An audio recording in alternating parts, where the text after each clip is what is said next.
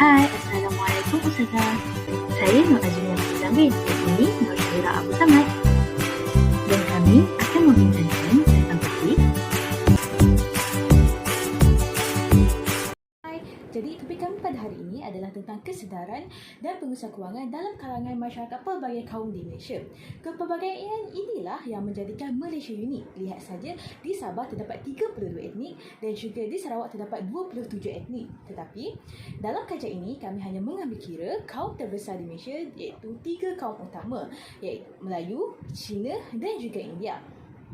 Pengurusan kewangan yang baik adalah penting untuk individu, organisasi, masyarakat dan juga negara kerana ia berkait antara satu sama lain dan melibatkan kestabilan ekonomi negara serta tahap kewangan negara. Pengurusan kewangan yang baik ini datangnya daripada kesedaran individu dan masyarakat tentang pengurusan kewangan ini. Maka tidak hairanlah jika kerajaan atau pihak yang bertanggungjawab menjalankan pelbagai program dan juga kaedah bagi meningkatkan kesedaran dalam masyarakat. Seterusnya adalah objektif kajian. Dalam kajian ini terdapat 4 objektif, iaitu yang pertama untuk melihat sejauh mana kesedaran dan pengurusan kewangan dalam kalangan masyarakat pelbagai kaum. Yang kedua, untuk mengenapasi cabaran dan masalah. Yang ketiga, untuk mengenapasi impak kurangnya kesedaran dan pengurusan kewangan dalam masyarakat pelbagai kaum. Dan yang terakhir sekali adalah untuk mengetahui langkah-langkah yang boleh diambil bagi meningkatkan kesedaran dan pengurusan kewangan dalam masyarakat pelbagai kaum. Seterusnya kita beralih kepada kajian terdahulu. Chen 2018 menyatakan pembelajaran keuangan yang baik akan mengubah sikap dan tingkah laku dalam menguruskan wang serta akan mempengaruhi pengetahuan keuangan seseorang. Menurut Rajana 2011 pula, beliau menyatakan pengetahuan tentang keuangan akan memberikan kemahiran kepada individu untuk menguruskan kekayaan peribadi dengan cekap dan membuat keputusan keuangan dengan yakin. Zuriana dan Rosniati 2012 pula menyatakan khusus pengurusan keuangan peribadi akan memberi lebih pengetahuan tentang keuangan dan keyakinan kepada para pelajar untuk menguruskan keuangan apabila memasuki alam pekerjaan. Pengurusan keuangan adalah sepatutnya didedahkan lebih awal kepada golongan belia supaya mereka lebih peka untuk mempraktikkan ilmu ini dalam urusan seharian mereka dan mengelakkan mereka daripada membuat keputusan keuangan yang tidak baik. Muhammad Fazli et al. 2010 mendapati didikan ibu bapa, pengaruh rakan sebaya dan kawalan kendiri individu menjadi faktor yang mempengaruhi para pelajar dalam pengurusan keuangan pendidikan mereka. Hal ini disokong oleh Huat et al. 2010. Beliau menyatakan bahawa pengaruh keluarga memberi kesan yang paling mendalam terhadap tingkah laku keuangan. Baiklah, seterusnya adalah perbincangan objektif 1. Di dalam perbincangan ini, kita akan melihat sejauh mana kesedaran dan pengurusan kewangan dalam masyarakat pelbagai kaum. Aspek kesedaran dan pengurusan kewangan yang diambil kira terdapat 4, iaitu aspek keberagaman, aspek hutang, sifat kecemasan dan perlindungan insurans serta takaful. Bagi aspek pertama, menurut Pengurus Besar Bahagian Operasi AKPK, punca berlakunya muflis terdapat 2, iaitu pengurusan kewangan yang lemah dan kos sara hidup yang tinggi. Rekod menunjukkan sehingga 2019, kes muflis adalah sebanyak 80,625 kes dan kaum Melayu mencatatkan kes yang tertinggi. Ini jelas menunjukkan bahawa kaum Melayu masih lagi lemah dalam pengurusan kewangan. Bagi aspek kedua, kajian terdahulu menunjukkan bahawa kaum India membelajarkan pendapatan bulanan mereka hanya untuk membayar hutang, iaitu sebanyak 51% sehingga 75%, manakala peratus yang dianjurkan adalah kurang daripada 30%. Bagi aspek ketiga dan keempat, walaupun masih ramai kaum Cina yang tiada dana kecemasan, tetapi kebanyakan daripada mereka mempunyai perlindungan insurans dan takaful jika berlaku kecemasan. Ini menunjukkan bahawa walaupun mereka mungkin tiada wang simpanan jika berlaku kecemasan, tetapi jika berlaku seperti kematian ataupun jika berlaku sakit, mereka mempunyai insurans untuk melindungi mereka semasa kecemasan. Terdapat pelbagai cabaran dan masalah yang dihadapi dalam pengurusan keuangan oleh masyarakat pelbagai kaum di Malaysia.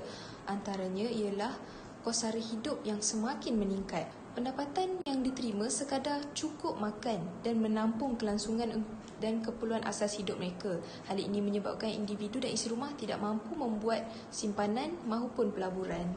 Menurut majalah Labo, Lebih 60 pengguna menyatakan bahawa mereka berbelanja mengikut kehendak dan bukannya keperluan.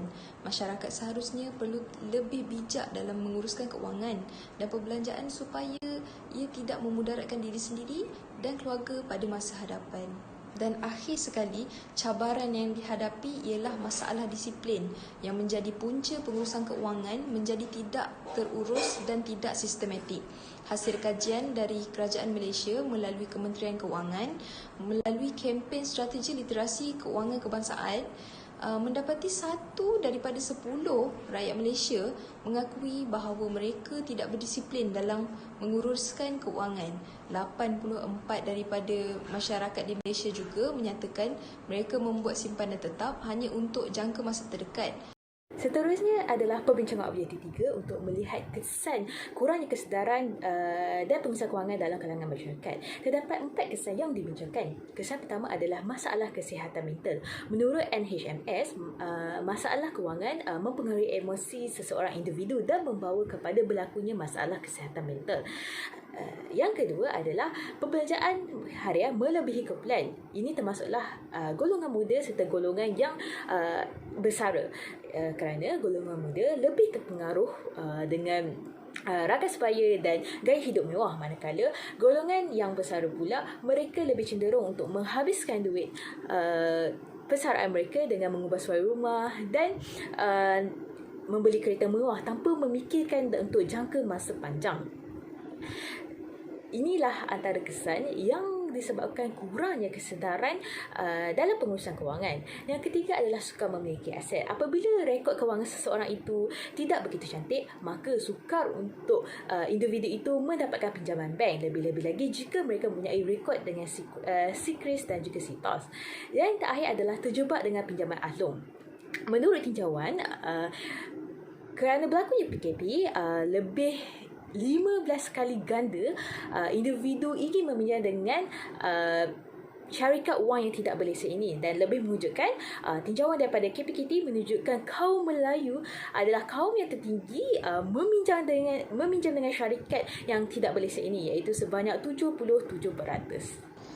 Seterusnya, langkah-langkah yang boleh diambil untuk memberi kesedaran tentang pengurusan keuangan dalam masyarakat pelbagai kaum.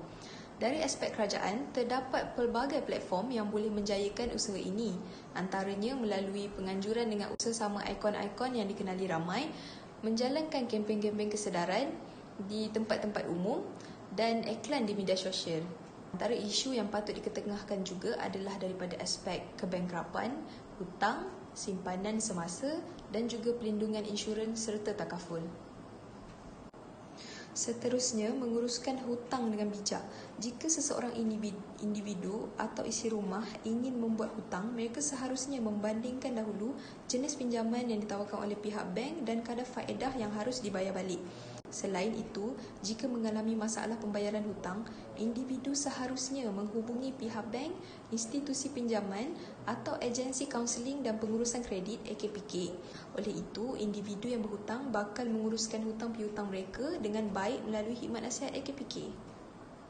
Seterusnya, masyarakat perlu lebih disiplin dalam menguruskan keuangan mereka seperti berbelanja mengikut keperluan dan bukan kehendak, menyediakan perlindungan takaful dan menyediakan simpanan untuk kecemasan dan keadaan di luar jangkaan seperti COVID-19 yang melanda masyarakat masa kini.